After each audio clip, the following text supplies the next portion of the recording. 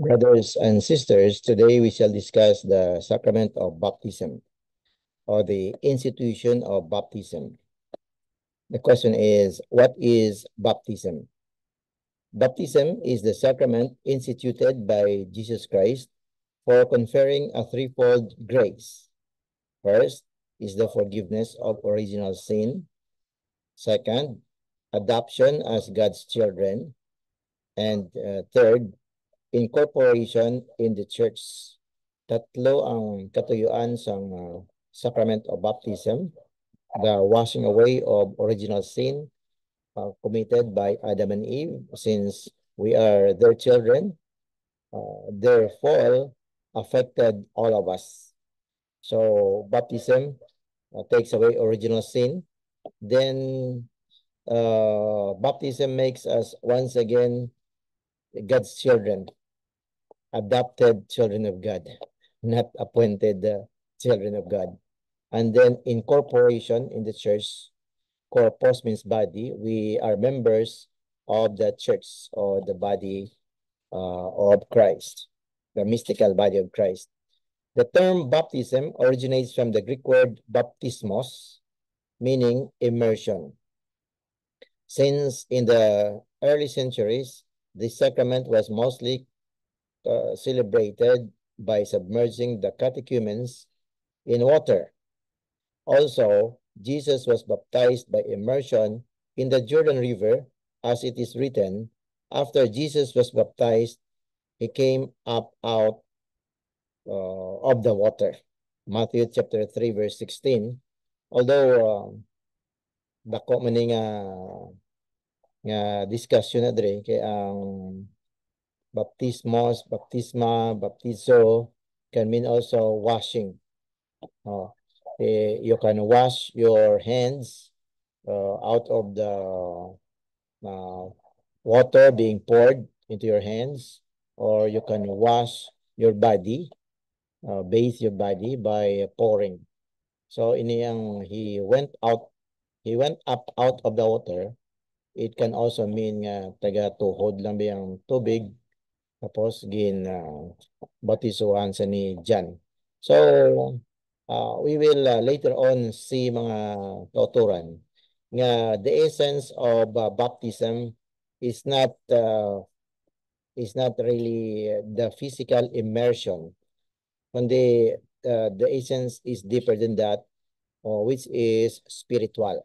So we will learn later on nga baptism is not just immersion, which is practiced by the church also, no? Also by pouring and by sprinkling. The important thing is that there is water, which is symbolizing cleansing.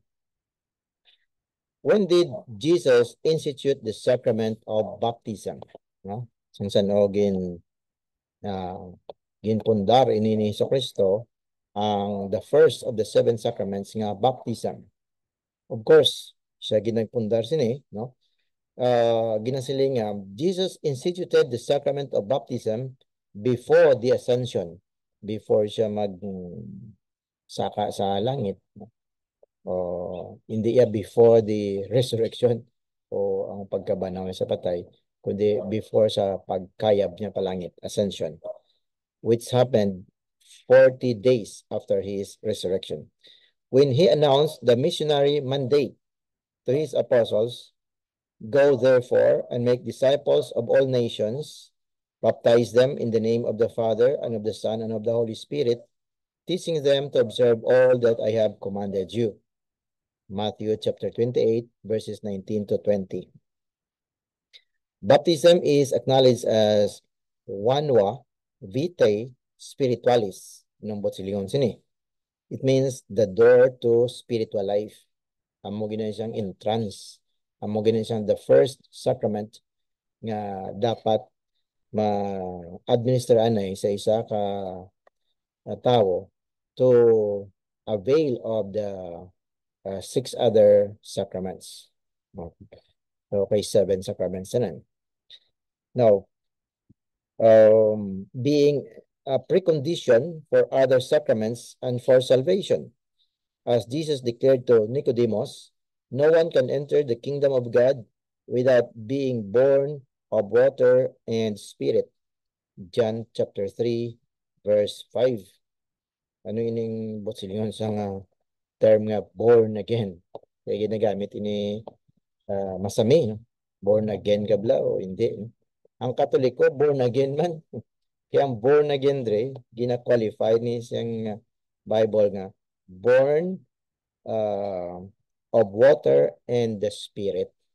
Kaya pag bunag sa aton sing aton nanay, halin sa iyang ataguangkan, we were born. But ining baptism, we are being born again. Born again in water and in spirit. Baptism ni. Kaya sa baptism, may water kag may Holy Spirit. Ato yung pagka-anak sing naton halin sa aton nga nanay, we are born of the flesh. Ning baptism niya, we are born again of water and spirit. And this is salvific. Kaya ginasiling, no one can enter the kingdom of God without being born of water and spirit. Ano yun yung kingdom of God? This is the kingdom of our Lord Jesus Christ. Mangin member ka sa iya ginharian. Di kung mangin member ka, part ka sa iyang mga disipulos, mga tumuloo, and part ka sa those who are being saved. Although ginasiling naton nga this salvation is progressive, no? When we are baptized, we are saved. Then when we continue to be faithful to God, we are being saved. And when we finally die and reach heaven, we are eternally saved. Process na siya mga kauturan. Just like ang kasal bla. Hindi na yan sila nga once and for all. Pagkasal ka, okay na dahil ng inyo pagpangabuhi. You should adjust to your wife and to your kids so that until death do as part ng promesa sa kasal. So, it is progressive and it has a final ending. What are the three parts of the missionary mandate? Ito lang the great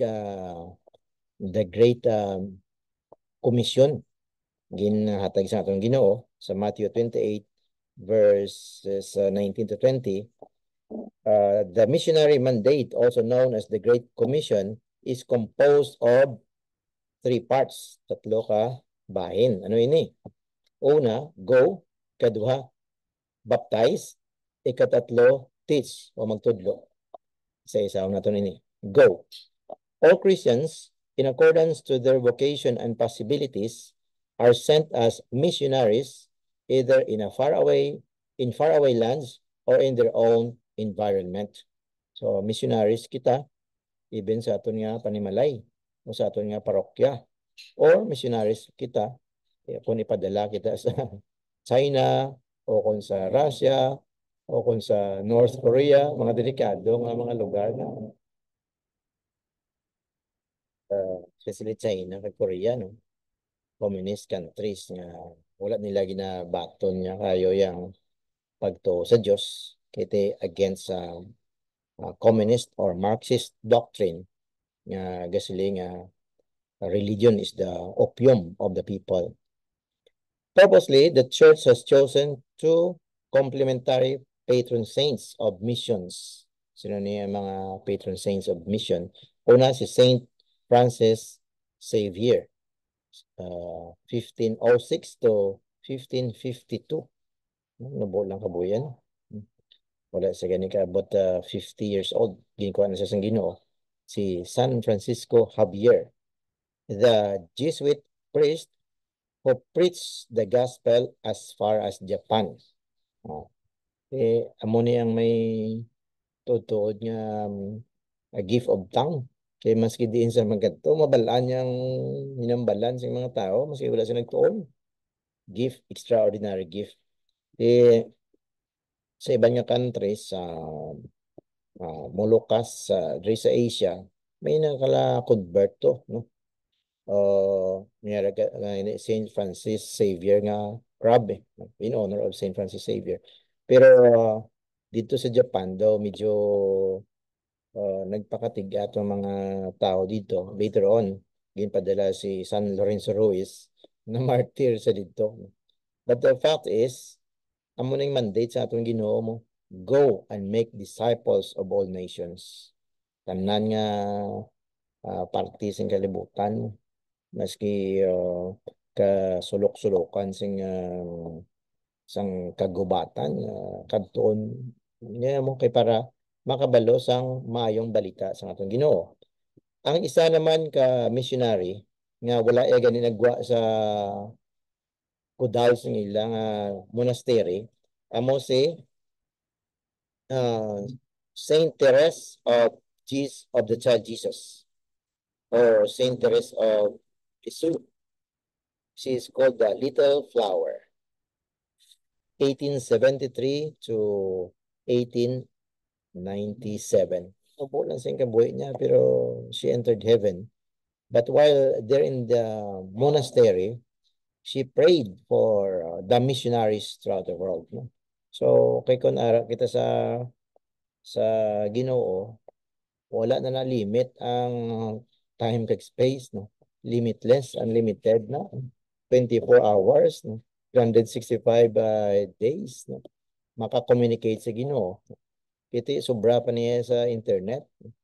Now we have unlimited connection with the Lord. No? So she was the Carmelite nun who never left the monastery of Lisieux sa France, no? but consecrated her prayers and sacrifices for the evangelizers. We can become missionaries by offering to God either our talents, treasures, or time. So, masiling kabi sa balay ka lang nimo. But when you pray for your family members, relatives, friends, church, society, you are a missionary. No? Kaga in the first nga gina-convert da ang aton mismo kaugalingon. So, amo na siya mga katuran. No? The first sa missionary mandate is go. Second is baptize. Since baptism is the door of the church and eternal life, all efforts must be exerted to have people Christianized. Ano yung mga Kastila simuna kag mga European nagkadto sa Asia mo kag Africa gin Christianized no ang kalibutan. No?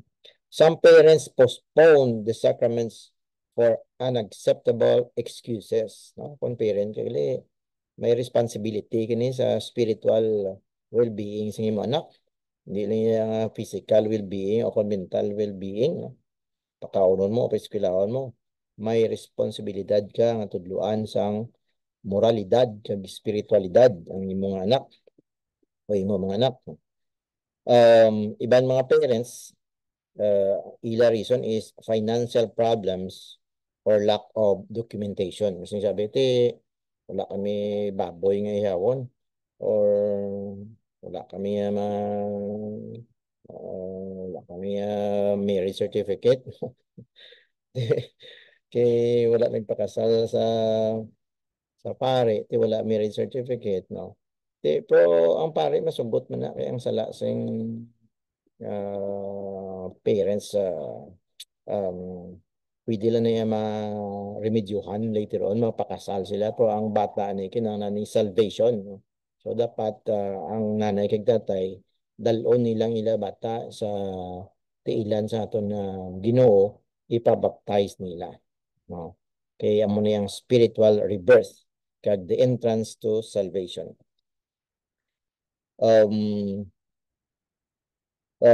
Others, due to a misguided notion of freedom, leaving to their children the choice of being baptized at a mature age. No? Ang iban, pabayaan nilang bata nila yun. Pabayaan na siya kung ano gusto yun lang. Gusto niya siya maging Kristiyano, maging Hindu, maging Buddhist, o maging Muslim. Bayan na siya. No. Even ang aton nga constitution, nga siling ang bata below 7 years old, hindi mo na pagbabayaan. No? Under the tutelage sa sing nanay gani. No? Kung magbulagay ang nanay at tatay. Pero ang parents, siya yung responsible sa bata. Wala pa na inalungong yung 1 year old to 7 years old yung bata. 7 years old, mas lang tabi mo ng age of reason. Pero, tayo na palang nabalaan sina, anak kabalog ida yung nanay kag tatay. That's why responsibility nila na tudloan ng bata. Tudloan para to sa Ginoo. So, Saint Augustine, who procrastinated baptism at the age of 31. Property, no? 31 years old na si Saint Augustine ginbaptize, no? Regretted, no? Nagnosol siya, exposing himself to eternal damnation, but later on became a zealous advocate of infant baptism. No? Kaya nabi kay ang tatay ni Saint Augustine to, although intellectual, pero pagan, hindi a Christian. Ang nanay ni Saint Augustine nga si Saint Monica, amo tiyang devout Catholic. Amo na bala kon mixed marriage kini ang isa Katoliko, ang isa hindi Katoliko, galalisay na. That's why ang Catholic Church gina-discourage kina ang ginatawag lang mixed marriage. O mas lain pa gid ng disparity of worship or religion, no? Ang isa Kristiyano, ang isa hindi, o pwerte gina. Di sa dalawang nag-uumpog ang bato da, ang bata, ang kaluluoy sila da, no? Pero supposed to be, hindi niya pag-sacrifice ang bata da, no? Kung ano man yung lalisay sa nanay kag tatay, dapat siya pakaunon, pabistihan, paeskwelahon ng bata, kag ipabaptize, no? So, ikatatlo nga kategory sa missionary mandate mga katuran, awan na ginatawag nga teach, magtudlo. No? Kaya mga parents, they are our first teachers. Ang mga teachers sa school, second parents na. Parents patre or in loco parentes, no? In lieu of the parents. No? From first teachers ang parents, no?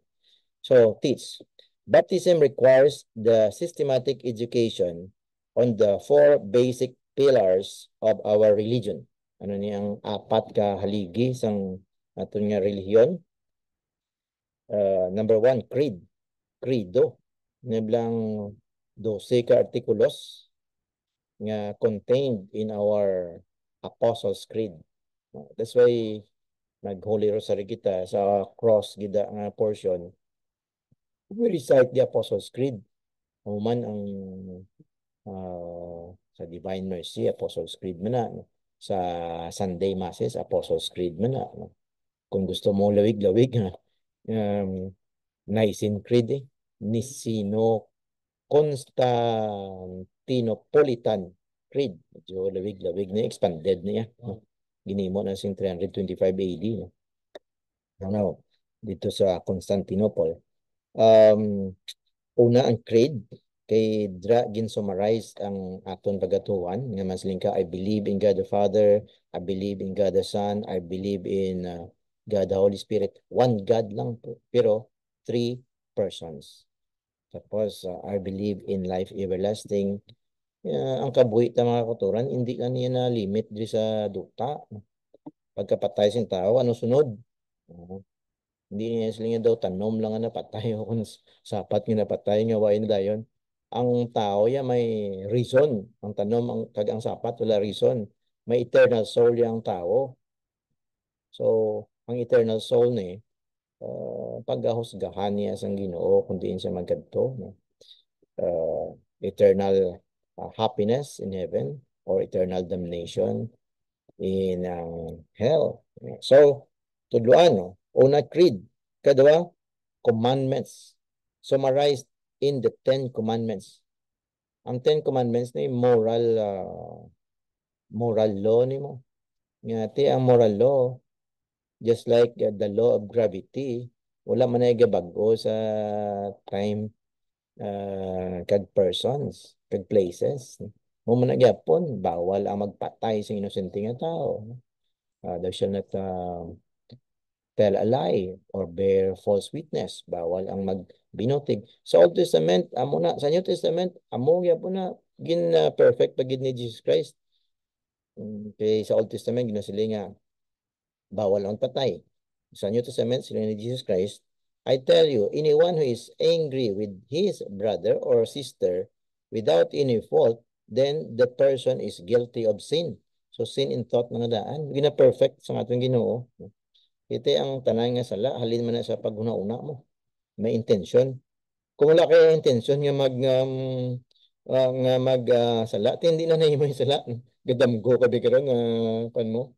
Gadamgo ka ron sa damgo mo nakatiro ka. Tipo damgo lang na yan. Wala kayo intention. Okay. So, the seven sacraments. Amo na yung ginaistoryan to subong. The first sacrament is baptism.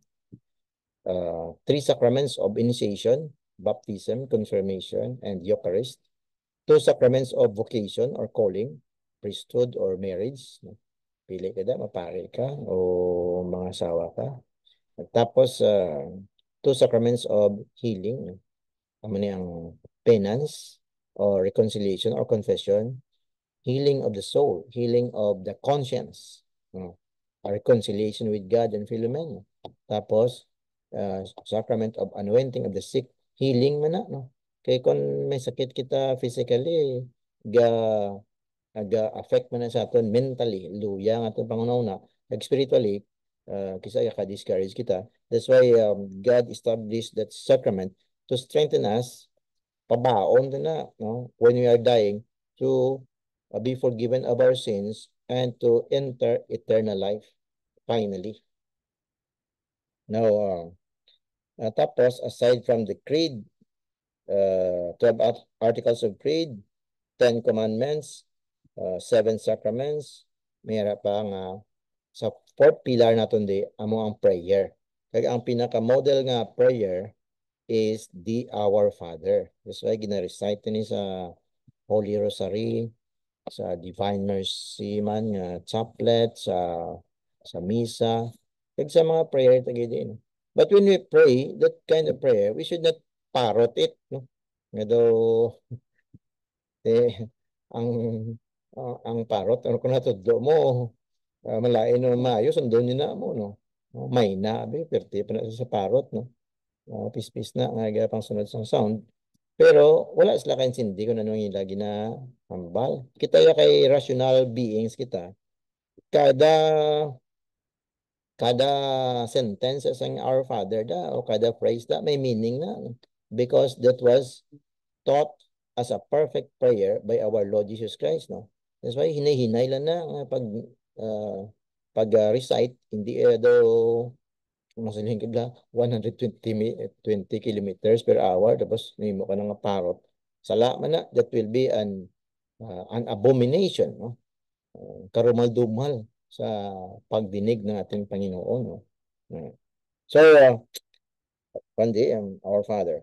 So, adult candidates must undergo pre-baptismal catechumenate. Ano na yung pre-baptismal catechumenate? No? Amo na yung ginatawag na tumblang pre-Jordan seminar. No? Dalaman na da, mga bata. Hanggang mga adults yati pre-baptismal catechumenate. No? Catechumen ka kay adult ka na mo, titudluan ka na eh. Masaling ka, amo na yung ginasudlan mo, Kristiyano ka, no? Na anong sila yung sa atong Ginoong Hesukristo sa Luke chapter 9 verse 23.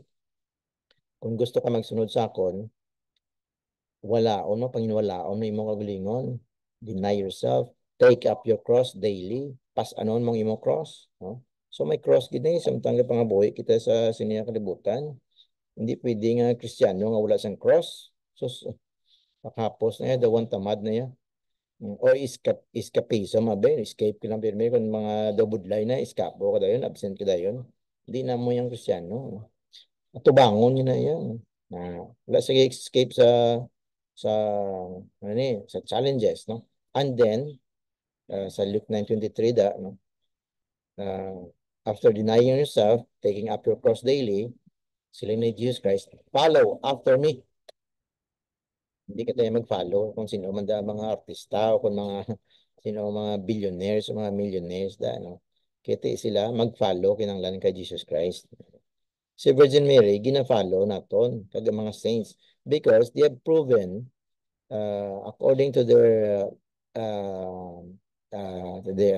life until their last breath nga nag-follow sila kay Jesus Christ. That's why mga models sila naton o mga saints, especially the Mother of Jesus Christ, the Blessed Virgin Mary. So, whereas those infantly baptized o siyang nabaptize, siyang bata sila, opposed baptismal catechism after reaching the age of reason. Amo na yung mga Flores de Mayo, siyang pag-pandemic, hindi na Flores de Mayo. Iti Flores de Hunyo na o Flores de Julio na kaya naglain ng schedule sa klase. Naglain ng schedule during the pandemic. No? Na pag mga tao wala nagkadto sa simbahan. Pandemic ni pandemonic ni mo. No? Ang demonyo nag-disturbo sa proper order sa kalibutan. The danger of baptizing unevangelized adults was tragically experienced by Magellan's companions who were killed by King Humabon of Cebu. No? I think Cebu is the oldest city in the Philippines. Kag amo niyang foundation ng Christianity gid. Kaya si Humabon dapat mayroon nag-resist siya kadugay na convert siya mo. No? On May 1, 1521, ito si Magellan nag-abot sa Philippines sa kanta ni Yoyoy Villame on March 16, 1521. Siling sa mga historians, sala na ang klase nga pag-isip, kaya pag-cross ni Magellan sa international date line add ka na another day. No? So March 17, 1521. Just 18 days after being Christianized. No? So, mga kaabdanan ni Magellan to nagkalamatay man to mati 18 days after being Christianized. No? Swerte lang na pabunyag pa, no? Nakahabol pa. No? Di kung lakbi ka rin na bunyagan. Kaya sila ni Jesus Christ sa John 3:5. Unless a man is born through water and spirit, he cannot enter the kingdom of God. Busilingon, sinikwan nun eh, prerequisite ni no? To be baptized so that you become a Christian and you enter into the kingdom of the Lord Jesus Christ. No? Dapat gusto ko magsulod sa isa ka-eskwelahan. Dito sa Bacolod Abbey, LaSalle or UNOR, San Agustin, or STI, West Negros University,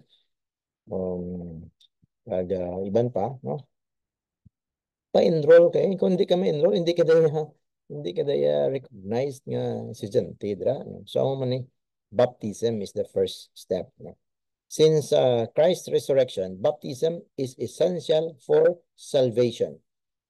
Amo na deklarar niya kay Nicodemus. No? Sino ni si Nicodemus? Siya ni ang Pharisee. No? Hindi tanan nga Pharisee, hypocrites mo. Si Nicodemus niya, sincere nga Pharisee ni. Leader ni siya, spiritual leader. No? Ang two main sekta sa Israel siguna, Pharisees and Sadducees. No? Na, mga pari man na sila sa Old Testament. No? Pero subong na, lain na kahit more than 40,000 na mga sekta, denominasyon sa ato niya religion yung Kristiyano. Pero the biggest ang Christian religion throughout the world. No? Kung 7 billion more than 7 billion kita. 2.5 billion people throughout the world are Christians. Second, sa population, ang Islam, which is about 1.7 billion. Pero pinakadamo gid ang Christianity, sunod Hinduism, Buddhism, etc. No? Now, wala lang kata na mga kuturan, no? Pag ako nila padayon sa next nga program. May God bless us all.